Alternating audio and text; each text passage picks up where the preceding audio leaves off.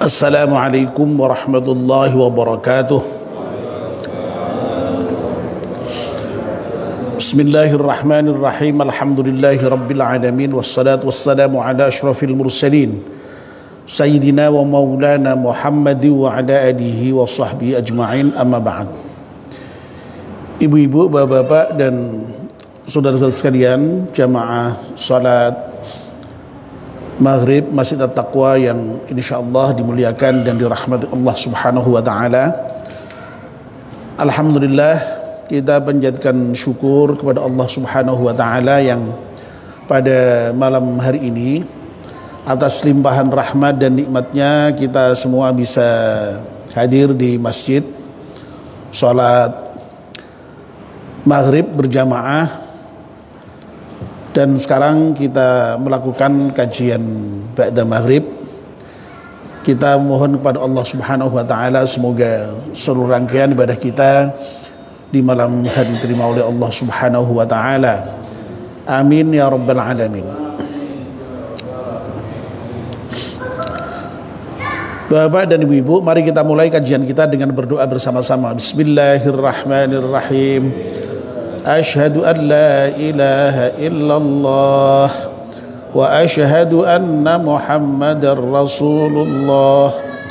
Raditu billahi rabba wa bil islami dina wa bi Muhammadin nabiyya wa rasula. Rabbi zidni ilman nafi'a warzuqni fahman wa hukma wa alhiqni bis salihin. Amin. Bapak dan ibu-ibu yang dimuliakan Allah Subhanahu wa taala, kita masih melanjutkan kajian kita Kitab Nashihul Ibad. Kemarin yang terakhir kita sudah membicarakan bab yang ke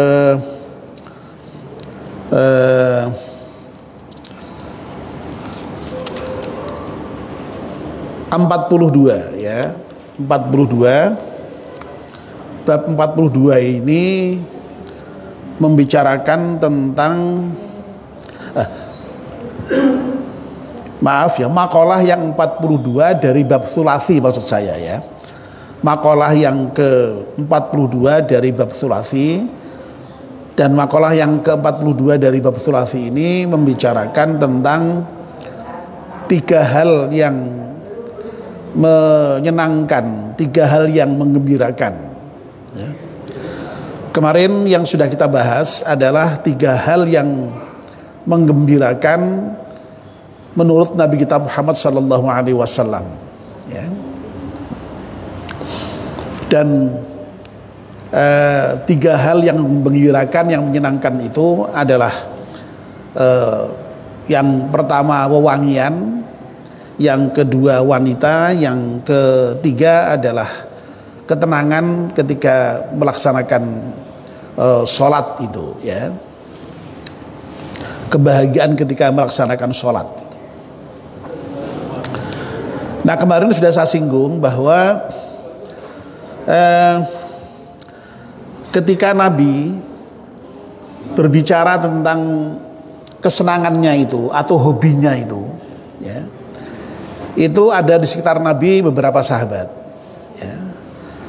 Di antaranya ada Abu Bakar, ada Umar, ada Utsman, dan ada Ali ya.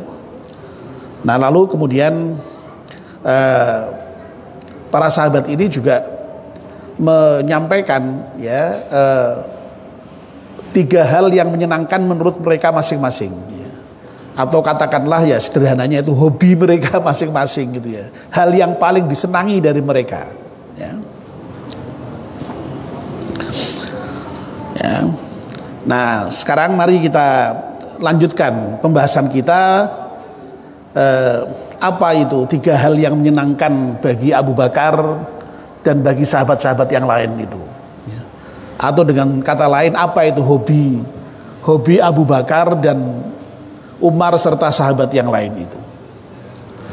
Namun sebelumnya mari kita baca surat Al-Fatihah sekali ya, untuk mengarang kitab Nashihul Ibad ini dengan iringan doa. Semoga kitab yang kita baca ini bermanfaat untuk kita semuanya. Ala hadiniyah Al-Fatihah.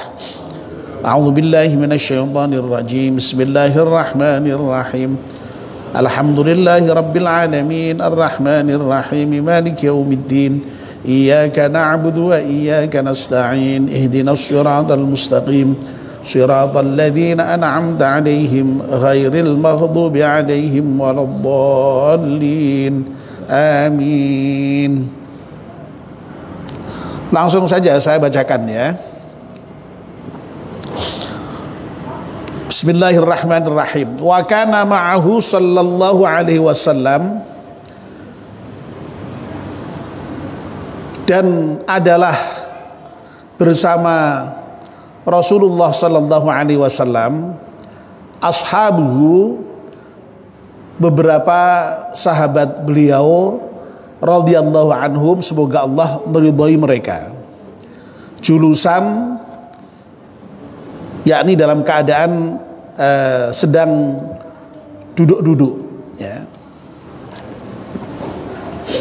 Jadi sekali lagi, jadi ketika Nabi bercerita mengenai 3 hal yang menyenangkan tadi itu, menurut beliau itu sedang duduk-duduk bersama dengan para sahabat. Faqala Abu Bakrin, maka kemudian berkatalah Abu Bakar As-Siddiqu radhiyallahu an. Abu Bakar itu diberi julukan As-Siddiq ya, yang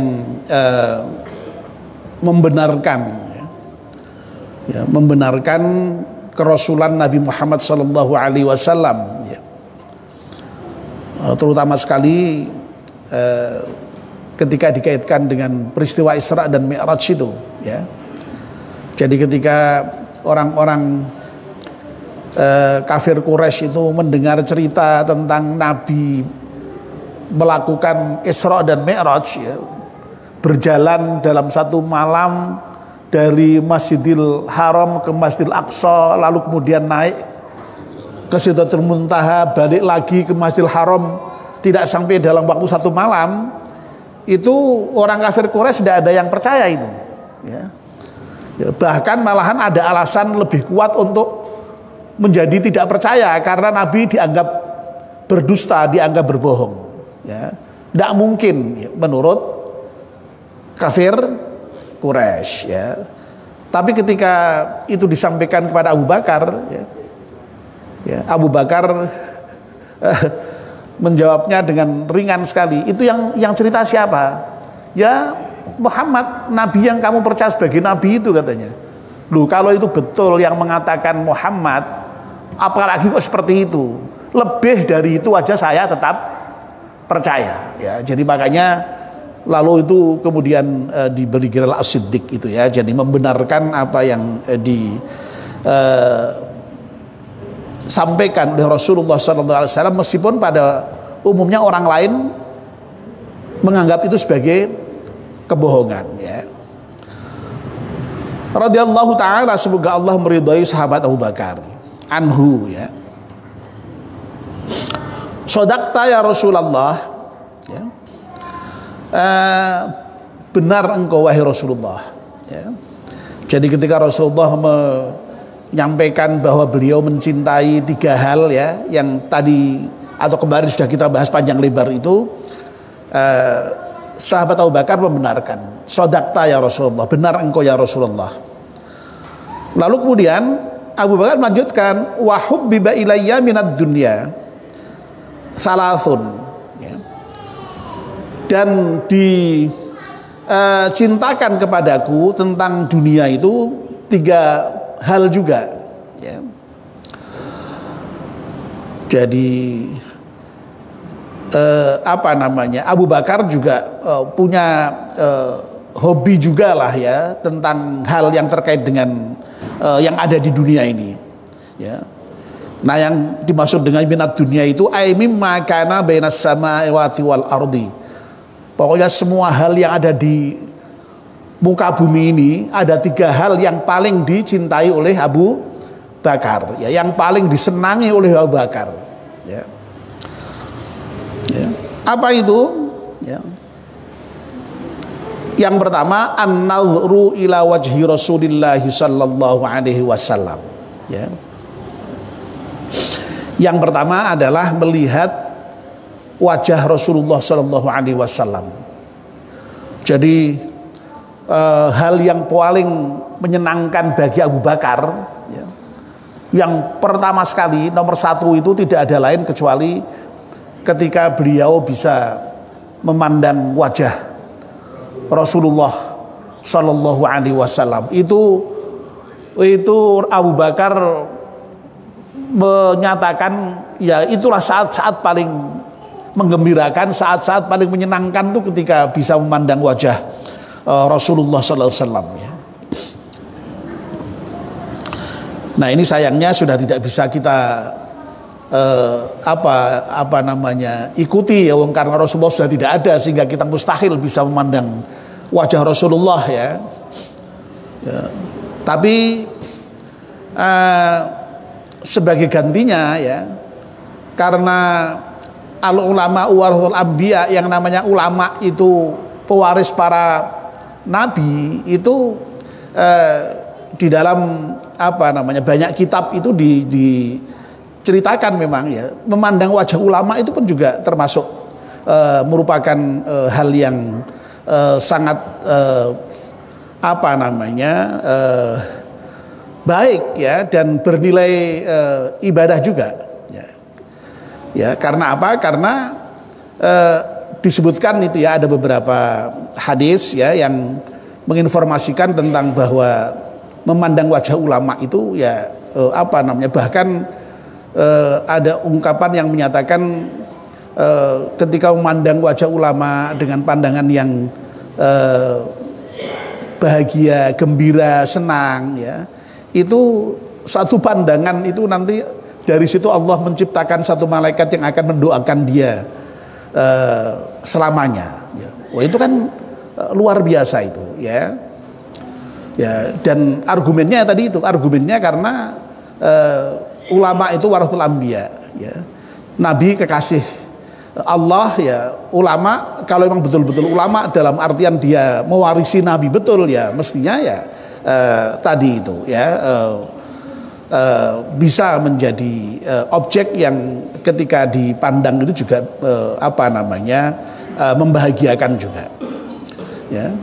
Makanya saya kira tidak salah juga ketika ada banyak orang yang sangat cinta dengan ulama ya,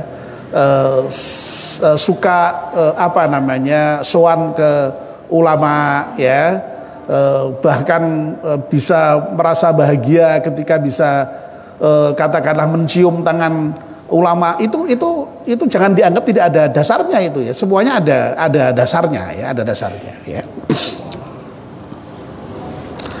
Baik.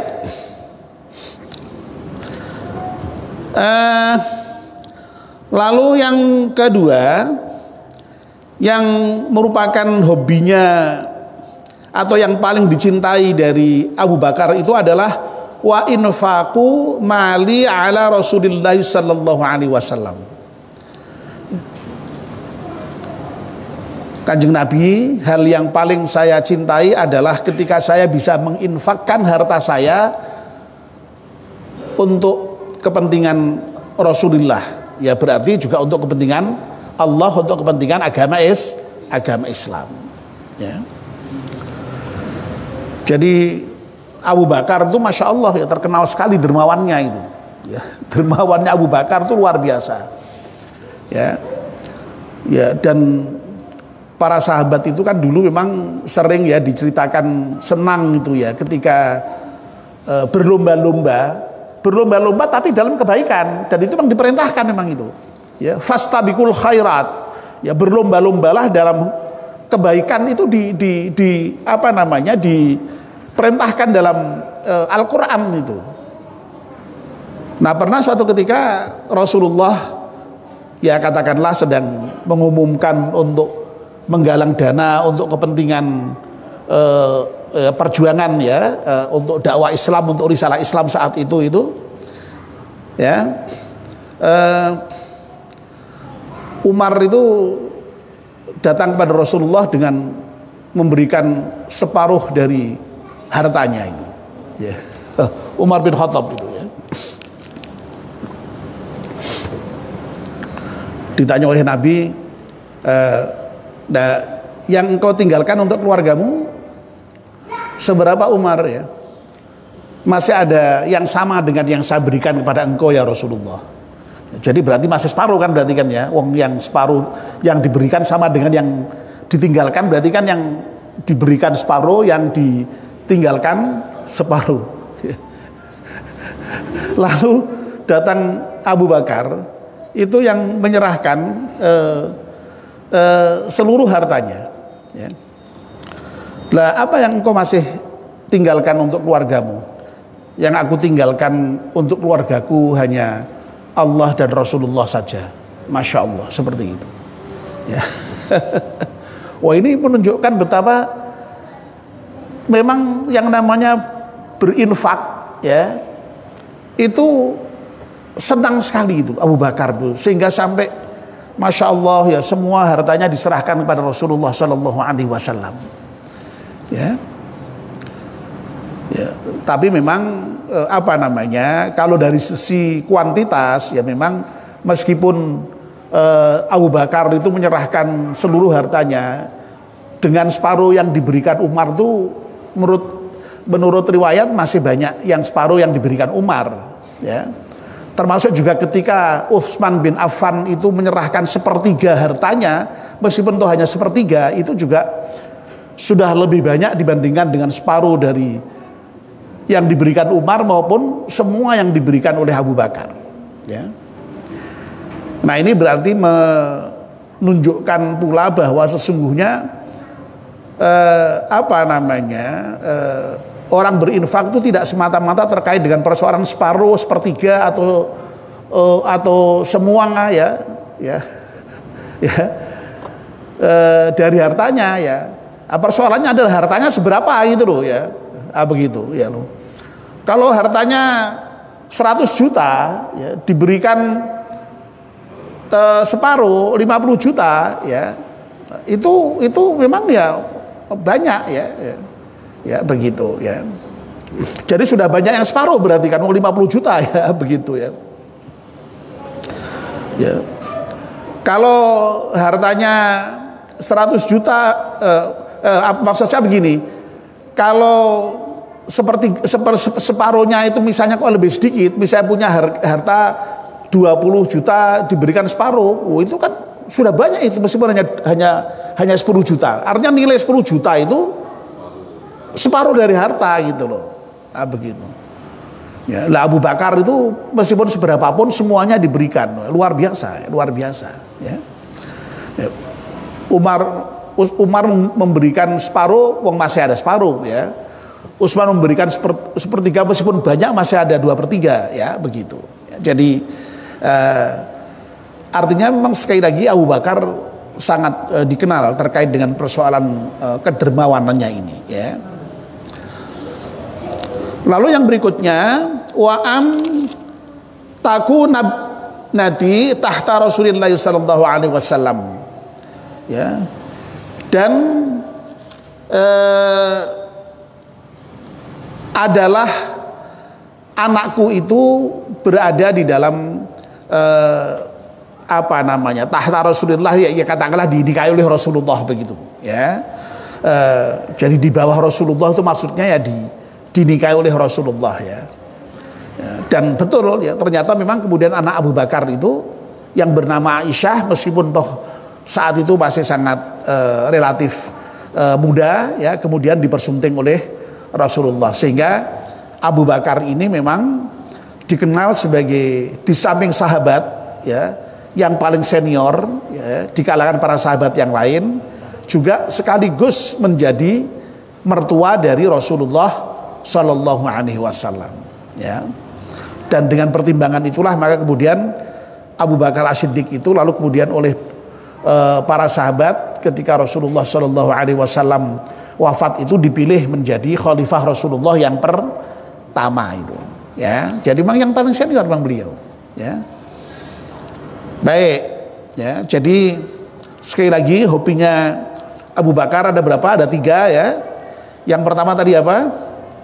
Memandang wajah Rasulullah. Yang kedua berinfak untuk Rasulullah. Yang ketiga Yang ketiga, ya, bahagia ketika anaknya dinikahi oleh Rasulullah Sallallahu Alaihi Wasallam. Ya. Faqala Umar radhiyallahu anhu, sadaqta ya Abu Bakrin. Ya. Lalu Umar yang ada di sebelahnya menyaut, ya, ya, wah benar engkau Abu Bakar, memang satu persis lah engkau itu memang suka berinfak, ya, infakmu masya Allah luar biasa. Kamu juga suka ketika anakmu dinikahi oleh Rasulullah dan seterusnya, ya, mengakui sahabat Umar. Nah lalu sahabat Umar juga menceritakan tentang 3 kesenangannya, ya. Wa hubbiba ilayya minad dunya thalathun, ya. Dan aku dicintakan kepada dunia dalam 3 hal, ya.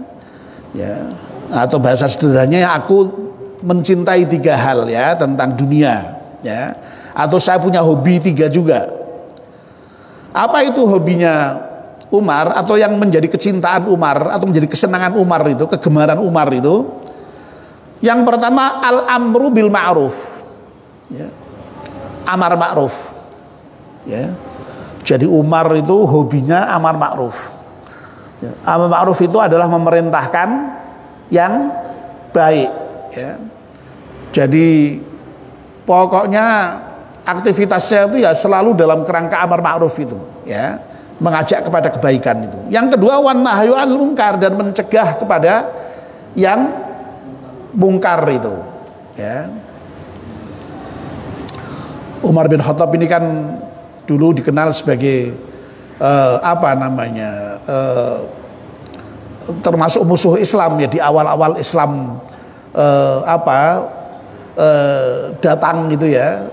Tapi belakangan kemudian menjadi masuk Islam dan kemudian menjadi pembela Islam yang paling terkemuka, ya. Dan Umar ini memang masya Allah dikenal sangat tegas, dikenal sangat berani, ya. Sehingga memang kalau untuk urusan amar ma'ruf nahi mungkar itu memang masya Allah Umar itu memang sangat dikenal itu, ya. Dan orang pada umumnya memang punya perasaan takut itu, ya, dengan kewibawaan Umar dan ketegasan Umar itu, ya. Ya. Ya, makanya pernah saya ceritakan, ya, Umar yang begitu tegas, begitu berwibawa, begitu, ya, ditakuti begitu, ya. Ya, kok suatu ketika di mimbar pernah ada yang ingin meluruskan Umar kalau Umar salah dengan pedangnya, bahkan itu Umar bersyukurnya luar biasa. Alhamdulillah, kok ternyata masih ada, ya, orang yang berani menegur Umar dengan pedangnya kalau Umar salah. Jadi Umar tuh membayangkan kayaknya tidak ada orang yang berani mengingatkan dia itu, tidak ada orang yang berani menegur dia. Ternyata masih ada. Umar sampai bersyukur itu, ya. Nah, ini. Jadi sekali lagi, apa yang menjadi kebahagiaan Umar, kegemaran Umar atau hobinya Umar itu adalah amar ma'ruf dan nahi mungkar, ya. Dan memang amar ma'ruf nahi mungkar ini merupakan satu aktivitas yang sangat dianjurkan di dalam Islam, ya. Dan kita juga semua umat Islam diperintahkan untuk melaksanakan amar ma'ruf nahi mungkar ini, ya. Bahkan umat Islam itu disebut sebagai umat terbaik ketika umat Islam itu bisa melaksanakan amar ma'ruf nahi mungkar ini. Kalau umat Islam kok sudah tidak bisa melakukan amar ma'ruf nahi mungkar, ya, di mana lagi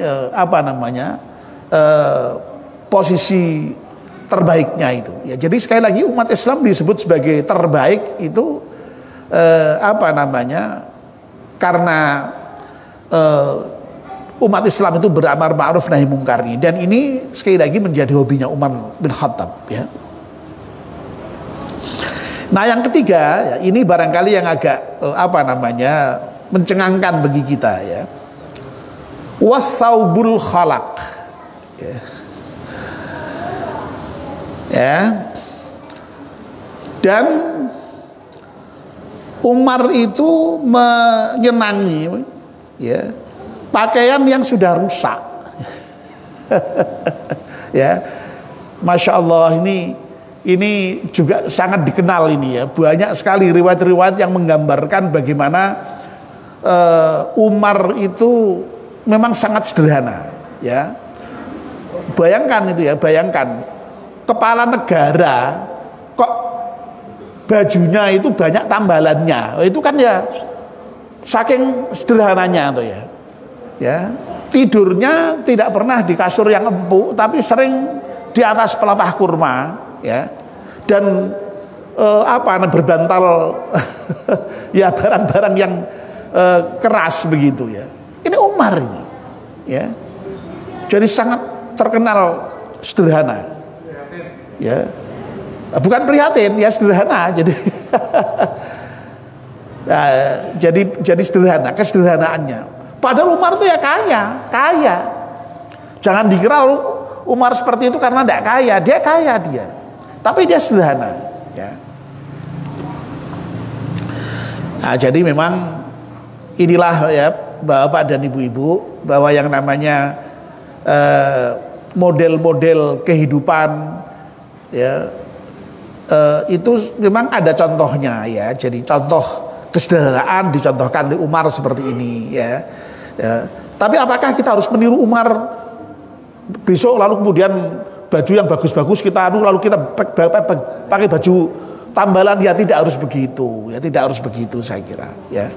Tapi untuk menunjukkan betapa ada memang ya dalam sejarah seorang kepala negara seperti Umar ini, Masya Allah, sampai digambarkan bajunya itu banyak tambalan. Bahkan pernah suatu ketika itu dia khutbah itu terlambat dan beliau menyampaikan permohonan maafnya. Kenapa kok terlambat? Itu gara-gara nempel baju dulu. Masya Allah, itu saking cerita-cerita betapa tentang kesederhanaan Umar itu ya. Ya.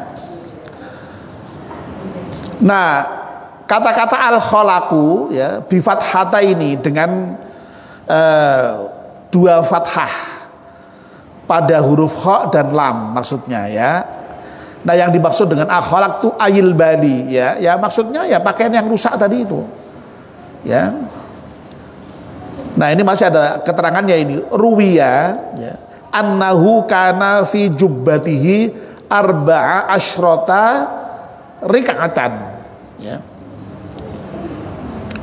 Diriwayatkan sesungguhnya bahwa di dalam jubahnya Umar itu terdapat 14 tambalan. Masya Allah ya. Oh, kita zaman sekarang baju tambalan sedikit aja tidak ada kalau sekarang ya, tidak ada. Tapi kalau zaman dulu memang biasa, baju tambalan itu biasa ya.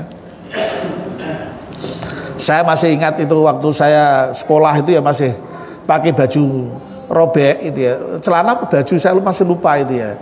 Tapi waktu itu tidak ditambal, tapi anak muda ya begitu dikasih apa itu namanya? Apa ya semacam penempel. Nah, itulah ya itu. itu Masya Allah. Tapi dulu biasa itu, baju tempel itu biasa dulu itu ya, biasa. Nah, sekarang sudah nggak usum lah ya, tidak zamannya memang ya.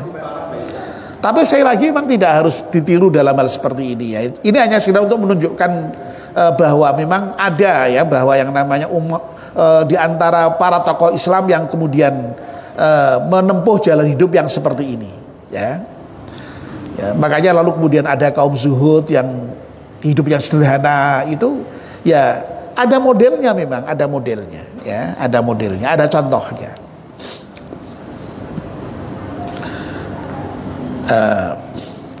Nah itu ya, itu Umar ya. Jadi Umar ini ada 3 hobinya ya. Apa tadi itu? Yang pertama amar ma'ruf, yang kedua nahi mungkar, dan yang ketiga berpakaian yang sudah rusak itu ya. Kalau bahasa Jawanya amoh itu ya. Ya, Masya Allah ya. Nah kita ini alhamdulillah ya sekarang ini ya kalau terkait dengan pakaian itu ya insya Allah lah tidak sampai kok pakai baju rusak ya, tidak ada lah. Orang ngalian sudah tidak ada. Orang ngalian saya kira bajunya berlebih-lebih, bahkan saking berlebihnya itu numpuk di rumah itu ya, numpuk di rumah ya. Kadang-kadang Masya Allah sampai lemari itu hanya menjadi tumpukan pakaian yang sudah gak dipakai itu ya. Nah alhamdulillah ya kita ini punya GSR itu ya, gerakan Rp1.000 yang dikelola oleh ibu-ibu itu ya. Itu saya kira gerakan yang sangat luar biasa ya, yang insya Allah bisa mengurangi kecenderungan kita untuk menumpuk barang-barang tidak berharga di rumah ya.